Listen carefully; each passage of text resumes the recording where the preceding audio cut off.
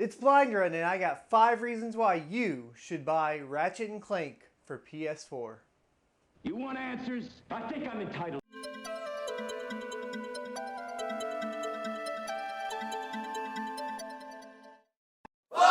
Price at $39.99, Ratchet and Clank comes in at a cool $20 cheaper than most other video games currently being released for retail. Of course, I would like to mention that it is only single player and there is no multiplayer. When I first picked it up and saw the price, I immediately judged it and said, this game's not going to have a lot of content. Well, I was wrong. There's plenty of content here for you guys to check out. After 8 hours of play, I'm not finished with the game, and there are a lot of side missions that I have not completed on the various planets that you choose from or fly to with your ship. 4! Ratchet and Clank is a true return to form for the 3D platformer. There have been tons of 2D platformers that fall short over and over and over again. Just boot up Steam and go look through all of them that have been released in the past year. And they're pretty much just all copy-paste and getting really boring. The 3D platformer genre has been kind of dead for a long time. Of course, back in the days of your N64s and your PlayStation 1s, they were on the rise and they were everywhere. And then they kind of fell away and nobody gave a shit about them. But now we have Ratchet and Clank, and it is done well. The reason that it is so awesome to have this reboot is that a lot of those janky controls we had on the PlayStation 1 as well as on the Nintendo have been fixed by just years of game design practice, and it feels smooth, fluid, and amazing. So props to the devs on that, and I am super stoked to be able to play another 3D platformer that's actually good. 3! It's kid friendly.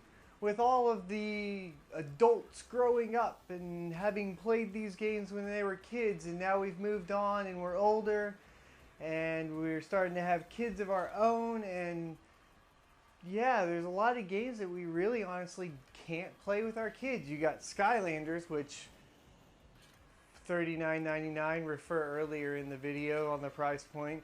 Skylanders is immensely more expensive, and you have Disney Infinity, which is once again way more expensive. Or you can play some of the older games, but new releases that you can share with your kid that you can also have nostalgia for just aren't as present anymore and are awesome to have. So Ratchet and Clank provides that, and I think that that's a key point in this because of the lack of those kid-friendly games currently at a good price point. 2!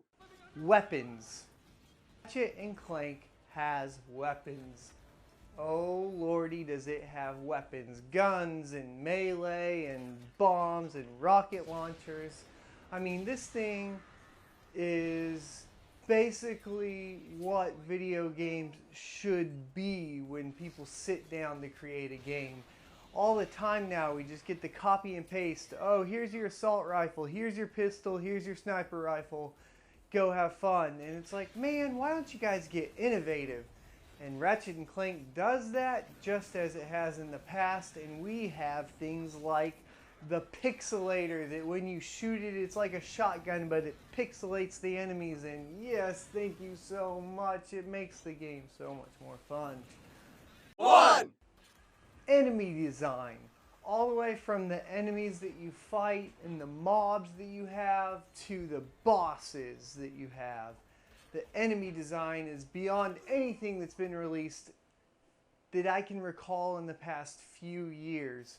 Of course, you might say, well, what about Dark Souls? And yes, Dark Souls has done a pretty decent job, but they do tend to fall into the bullet spongy problem that I've discussed in my podcast and previous videos. Then I'll leave a link up here somewhere for you guys. But the thing that Ratchet and Clank does is it gives you unique enemies that have unique specific ways that you need to handle them. The bosses do this very well, ranging from a boss that will shoot fire in different patterns at you all on the ground and smash the ground and pull adds in, to bosses that are flying with weird honeycomb shields that you have to break through in certain spots to get the critical hits on the enemies. One of the things that makes that so special too is there are weapon designs around this that will make the enemies easier to find their weak spots as well. So you actually will be able to upgrade weapons that will be able to pick out the weak spots on the bosses and help you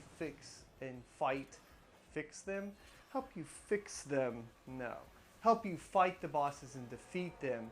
Of course, a lot of people would say, oh, Ratchet and Clank's probably too kiddie. We were talking about the kid issue earlier and how that's awesome and that's a positive for the game. And I just wanted to make sure that if you guys think you aren't going to find a challenge in Ratchet and Clank, I challenge you to go pick it up and even play it on normal and come back to me and let me know how many times you died. Because I think it's going to be a few more times than one, and probably even more than 10 times before you fully finish the entire game. Maybe even on casual. So there are my 5 reasons why you should pick up Ratchet and Clank on the PlayStation 4.